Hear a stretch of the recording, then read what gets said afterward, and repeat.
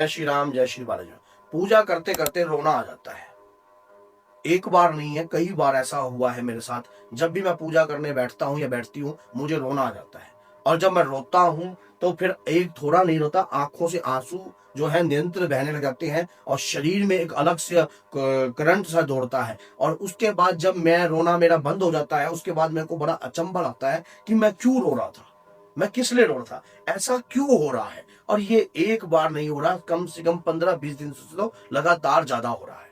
अगर आपके साथ भी इस प्रकार की प्रक्रिया होती है कि पूजा करते वक्त शरीर का हिलना, उबासियां बहुत खतरनाक आना, रोना आना, रोना बहुत आ रहा है, बहुत ज्यादा रोना का मन करता है और घबराहट सी महसूस होती है, तो क्या संकेत हो सकते हैं, क्या ऐसी कौन सी चीज है जो हमारे घर हमारे शरीर पर आ रही है। समझ कई बार ना व्यक्ति समझता नहीं है कि हमारे साथ ऐसा क्यों हो रहा है।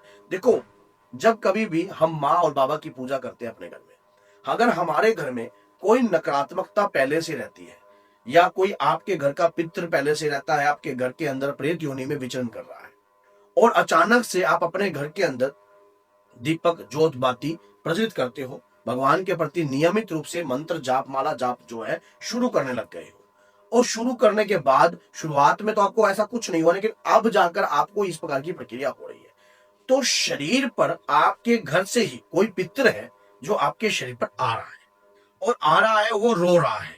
वो इसलिए रो रहा है क्योंकि उसकी खुद की देह जो है त्याग हो गई है और वो प्रेत योनि में विचरण कर रहा है। अब वो अपनी वृतांत किसको सुनाए, परिवार में कोई और सुनने वाला है नहीं, आपने ही भक्ति पूजा पाठ का मार्गदर्शन पकड़ा है, तो वो शरीर आपके शरीर पर इसलिए आ रही है ताकि अपनी जो विपता है आपको बता सके कि आप मेरे साथ क्या हो रहा है। अब इस बात को कोई आप समझने वाला नहीं, क्योंकि आपका कोई गुरु नहीं होगा, आप किसी गुरु के सानिध्य में नहीं होगे, तो आपको ये बात समझ में आएगी नहीं। कई बार हमारे पितृ की शक्ति भी जो होती है, अब वो अपने पश्चाताप के लिए होता है, जो उसने अपने जीवन काल के अंदर जो है जो भी कर्म करे हैं या किसी भी प्रकार से उसी प्रेत योनि से अब मुक्ति चाहिए। उसी प्रेत योनि में अंधकार के अलावा और कुछ नहीं दिखाई देता, क्योंकि आपने एक दीपक, जैसे हम कहते हैं ना कि घर में हम दीपक लगा रहे हैं, अब कहते हैं कि दीप का हम दान दे रहे हैं या एकादशी पे दे रहे हैं, अमावस्या पे दे रहे हैं, तो ये पितरों को प्रकाश दिलाता है। और जब जब जब कोई जेल में आपने देखा होगा, पहले आपने मूवियों में भी देखा है, हर जगह देखा है कि मानो किसी को अंधेर कोठरी में डाल दिया और सूर्य की किरण वहां गई नहीं है, तो प्रेत योनि इस प्रकार की है जहां अंधकार के अलावा कुछ नहीं है। और जब कोई व्यक्ति घर में दीपक पूजा पाती जो कंटिन्यू करने लग जाता है, उन्हें फिर एक रोशनी की किरण प्राप्त होती है, जो एक तेज प्राप्त होता है, वो तेज प्राप्त होता है और उस तेज के आगे उन्हें ऐसा लगता है कि ये कोई शक्ति है और ये तेज है, यही मेरा संहार का रास्ता है। तो वो फिर आपके शरीर पर आकर वो चीज जो है रोने लग जाती है। और जब वो रोती है आपके शरीर पर आकर, तब आपको लगता है कि हाँ भी कोई शरीर पर आ रहा है, लेकिन मैं क्यों रो रहा हूं। क्योंकि कहते हैं कि पंच तत्व शरीर बलिना, 5 तत्वों से शरीर का निर्माण हुआ है। और प्रेत योनि क्या हो जाती है कि जब उसके बाद 2 तत्वों से वो भिन्न हो जाता है, जैसे कि मिट्टी और अग्नि। और उसके बाद उस आत्मा का जो है सिर्फ 21 ग्राम का वजन रहता है, जो कि शरीर के हिस्से पर बैठ जाती है और हवा के माध्यम से हो जाती है, हल्की हो जाती है। तो वो जो आत्मा है अपनी सदगति का रास्ता चुनने के लिए तैयार होती है। अब ये सारी चीजें होती है आपके कर्म के हिसाब से डिसाइड है। अगर आपके कर्म मलिन है, अगर आपने अपने जीवन काल में बहुत सारे दुराचारी कार्य करे हैं या किसी को कष्ट पहुंचाया है, जीवन काल में आपने एंड तक भी अपने आप को कभी पश्चाताप नहीं हुआ और लोगों को आपने तंग ही किया है, तो प्रेत योनि के कारण, अपने कर्मों के कारण आप विचरण कर रहे हो। अब अगर आपके कर्म कटने का समय होता है, तो ये रोशनी की किरण जो है आपको दिव्य कृपा के माध्यम से आपका रास्ता बदल जाती है। देखो, जब कभी भी किसी के जीवन में इस प्रकार की कठिनाइयां उत्पन्न होती हैं, तो ये जरूरी नहीं है कि वो कठिनाइयों के बाद उसको सुख का अनुभव नहीं होगा। पहले समय पर आपको थोड़ा दुख सा महसूस होता है कि शरीर पर आपको जैसे इसको शरीर पर हिलना भी हो जाएगा, आपका रोना हो जाएगा। कई बार क्या होता है, मन बहुत भारी होता है। किसी मंदिर में जाते हो, देवी शक्तियों के सामने, स्वरूप के सामने आंखों से आंसू आने लग जाते हैं, रोने का मन होता है, बाद में लगता है कि क्यों रो रहा हूं मैं। तो वो शरीर, आपके शरीर पर वो चीज रह रही है, शुद्धि का रास्ता मांग रही है, वो आपका बुरा नहीं चाह रही है, वो आपके अपनी शुद्धि का रास्ता मांग रही है।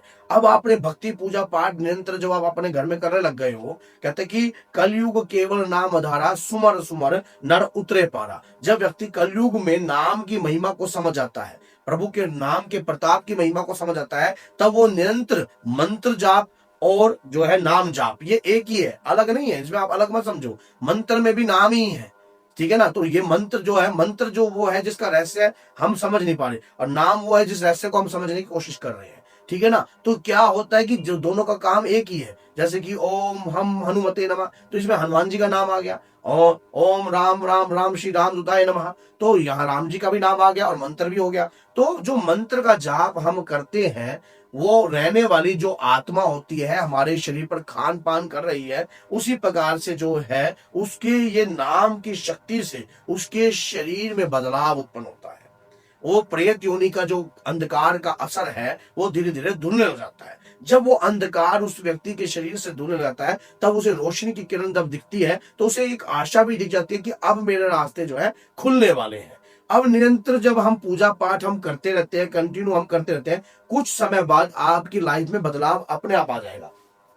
अब वही पितृ आपके शरीर पर रहकर कभी आकर बोल भी सकता है, कभी आपसे वार्तालाप भी कर सकता है, आपके घर के लोगों के साथ भी वार्तालाप कर सकता है, क्योंकि अब उसे रास्ता दिख गया कि ये मेरा घर है, ये मेरा परिवार है। मान लीजिए किसी ने कोई पुराना आपके परिवार के अंदर जिसकी कोई एक्सीडेंट के द्वारा मृत्यु हुई है या कुछ भी प्रकार से, एक तो ये कार्य होता है।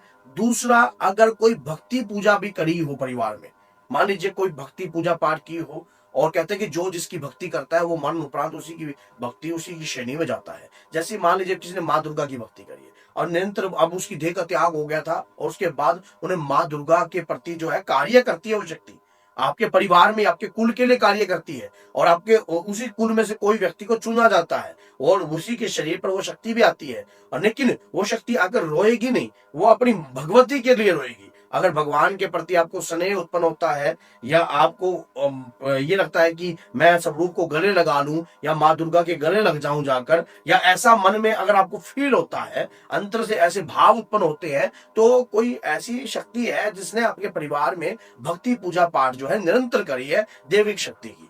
तो जिससे आपको ये पता लग सकता है कि हमारे शरीर पर कोई देविक शक्ति आ रही है जिसने भगवान की निरंतर भक्ति करी है। ऐसे प्रकार से पितृ भी अगर आता है, और परिवार का देव पितृ भी इसी प्रकार से आपके शरीर पर आ सकता है। ऐसे बहुत सारे सिम्टम्स बनते हैं जिससे आप ये समझ सकते हो कि आपके शरीर पर जो है शक्ति आ रही है, उसके दौरान जो है पितृ शक्ति है, देव शक्ति है, या आपके कुल की देवता की शक्ति है। तो ये सारे सिम्टम्स होते हैं। इसी सिम्टम्स को समझने के लिए मैंने बाबा के प्यारे चैनल पर और माँ के प्यारे चैनल पर निरंतर वीडियो बनाई है। आप इन वीडियो को देखकर समझ सकते हो। लेकिन अगर वीडियो अपने तक रखते हो तो ये एक किस्म का अपराध कर रहे हो। इस वीडियो को शेयर कीजिए अगर आप माँ दुर्गा और बाबा के भक्त हो, ताकि सामने वाले व्यक्ति तक भी ये वीडियो जाए, तो वो भी इस वीडियो को देखने के बाद सही रूप से जान सके कि वाकई में भक्ति पूजा पाठ करने वाले व्यक्ति के साथ क्या क्या हो सकता है और उसे रोना क्यों आता है। तो बोलिए जय सीताराम, जय माता दी।